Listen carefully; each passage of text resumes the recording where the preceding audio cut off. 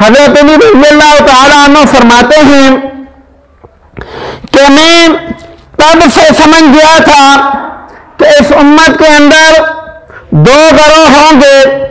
ایک گروہ میری محبت میں اتنا بڑھ جائے گا کہ گمراہ ہو جائے گا، اور ایک گروہ میری دشمنی میں اس قدر اندھا ہو جائے گا کہ وہ بھی گمراہ ہوگا.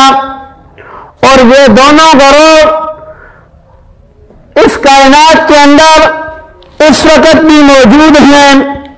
ایک گروہ جو حضرت علی رضی اللہ تعالی عنہ کی محبت میں اور عقیدت میں بڑھ گیا، وہ حضرت علی رضی اللہ تعالی عنہ کو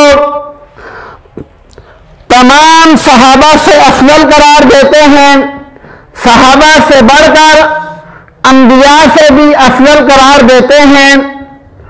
اور یہ گروہ روافض اور شیعان علی کا ہے. اور دوسرا گروہ جو حضرت علی رضی اللہ تعالی عنہ سے بغض رکھتا تھا، اس گروہ کا نام خارجی ہے.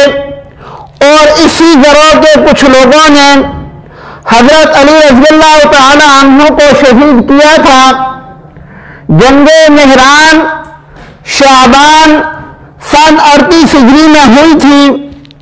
اس جنگ میں بہت سے خارجی مارے گئے تھے، اور خارجیوں کے دل کے اندر حضرت علی رضی اللہ تعالی عنہ کا بغض بھرا ہوا تھا.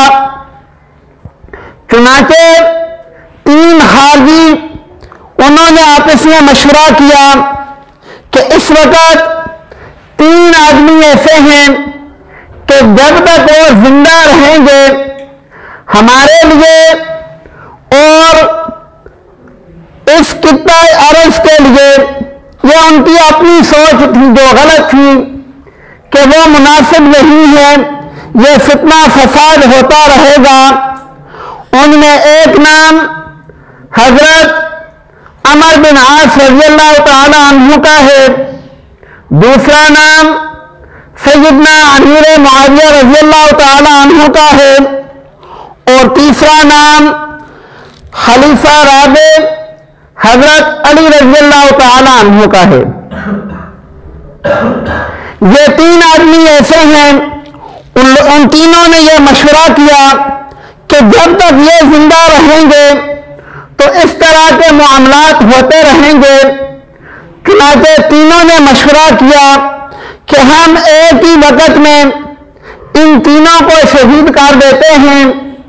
تو جب اکٹھے یہ اس دنیا سے رخصت ہو جائیں گے تو ان کا نقطہ نظر یہ تھا کہ زمین کے اندر سے فساد ختم ہو جائے گا، کیونکہ وہ بغض علی میں اس حد تک گرے ہوئے تھے جس حد تک یہودی بغض عیسیٰ علیہ السلام میں گرے ہوئے ہیں.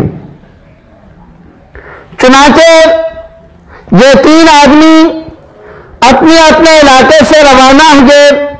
آپس میں مشورہ کیا کہ ایک آدمی وہ حضرت علی رضی اللہ تعالی عنہ کو شہید کرے گا، دوسرا حضرت امیر معاویہ رضی اللہ تعالی عنہ کو شہید کرے گا، اور تیسرا یہ حضرت عمر بن عاص رضی اللہ تعالی عنہ کو شہید کرے گا. اور تینوں نے مشورہ کیا کہ ایک ہی دن ایک ہی وقت میں شہید کریں گے.